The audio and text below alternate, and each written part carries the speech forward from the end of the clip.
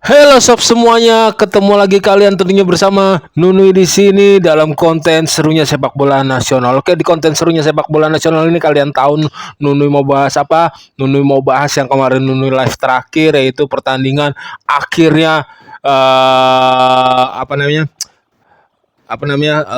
Prediksi Nunui akhirnya, gambaran Nunui tepat, timnas bisa berada di atas Vietnam di posisi grup di Piala Asia 2023 ini, 2023-2024. Oke. Timnas menang 1-0, memang hanya lewat gol penalti, tetapi secara gambaran keseluruhan, baik itu di babak pertama ataupun di babak kedua, timnas Indonesia kita bermain lebih efektif, lebih lebih Spartan, lebih berskema, lebih berpola, lebih menarik untuk ditonton. Jelas mungkin karena lawan Vietnam, pas Nunu live juga gue udah jelasin, ketika lawan Irak dan Vietnam, mungkin mentalnya bisa keluarnya munculnya berbeda. Kita udah lebih sering ketemu Vietnam, kita udah itu menandakan kita bisa lebih percaya diri saat melawan Vietnam, dan benar aja akhirnya di atas lapangan, babak pertama Indonesia jauh lebih unggul jauh dibandingkan Vietnam. Di babak kedua bisa dibilang eh, nyaris-nyaris imbang, tetapi timnas kita bisa terus menjaga skor tidak kejebolan akibat Jordi Amat bermain keren banget dari babak pertama, lugas, disiplin, terus bisa membackup, tenang, calm, punya mental. Begitu juga dengan duet di kanan kirinya, yaitu Sandy Walsh dan Hafner. Dua-duanya saling menopang ketika Hafner ada kala duel dengan pemain Vietnam dan harus terjatuh. Posisinya Jordi Amat dengan lugasnya memblok bola tersebut, dan akhirnya bola itu keluar lapangan crossing. Sandy Walsh berapa kali dengan ketenangannya dia mampu mengintercept bola, membuat pemain Vietnam harus frustasi, tidak bisa untuk melewati Sandy Walsh saat one on one. Oke. Di saat golnya itu, pelanggaran penalti untuk Rafael Strike itu benar, kalau menurut gue itu sah saja. Dua kali Rafael Strike ditarik posisi di belakangnya, yaitu di posisi bagian sini lengan, dekat lengan, dan di punggungnya, itu sah pelanggaran, murni pelanggaran, tidak ada kecurangannya. Namun Vietnam ya tetap Vietnam,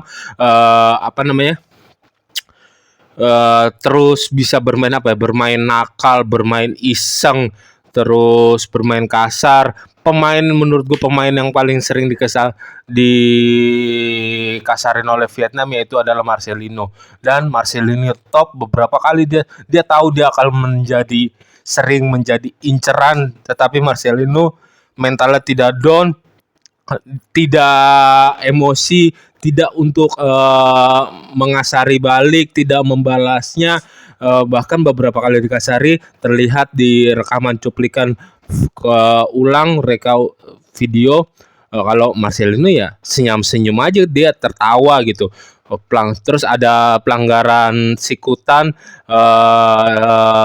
dari dari pemain Vietnam kepada Jordi Amat di menit 70-an atau 80-an gitu, masuk Rizky Ridho. Untung Rizky Ridho bisa nyetel walaupun ada beberapa pergerakan yang salah, dan bisa di backup. Untungnya bisa di backup oleh Sandy Walsh lagi, dan Hafner. Lebih sering yang backup Rizky Ridho tuh Hafner. Tapi beberapa kali interceptnya Rizky Ridho juga bagus banget, good moment.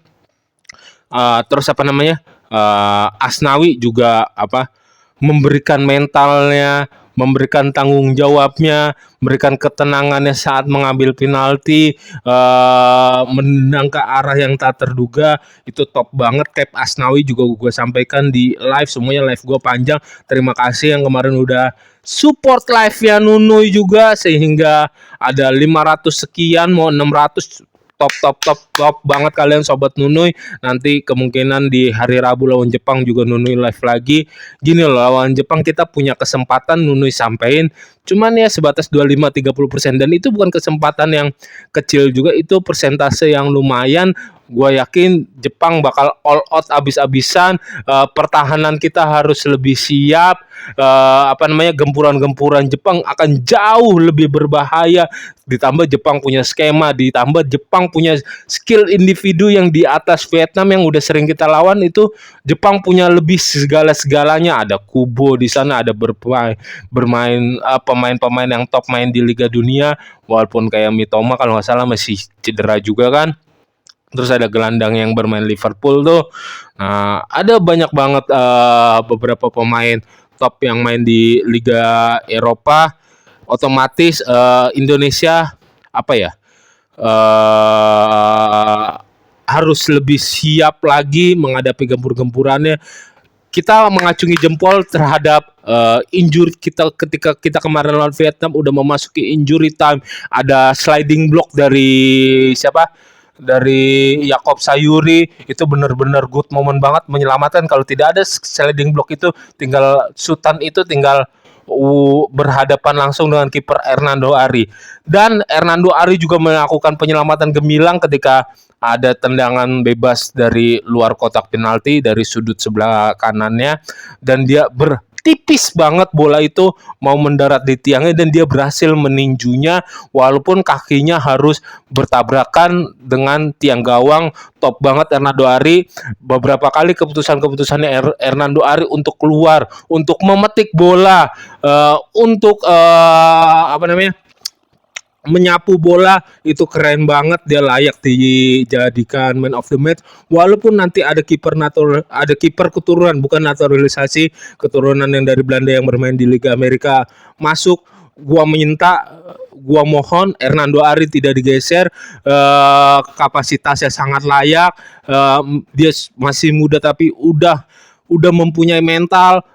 Terbangnya keren, penempatan bolanya keren, pengambilan keputusannya oke banget. Hernando Ari mungkin masih layak di bawah gawang timnas Garuda Sob sampai 3 tahun 5 tahun ke depan. Kalau permainannya masih konsisten kayak gitu, ya terus aja Hernando Ari masuk skuad, entah itu di inti atau cadangan.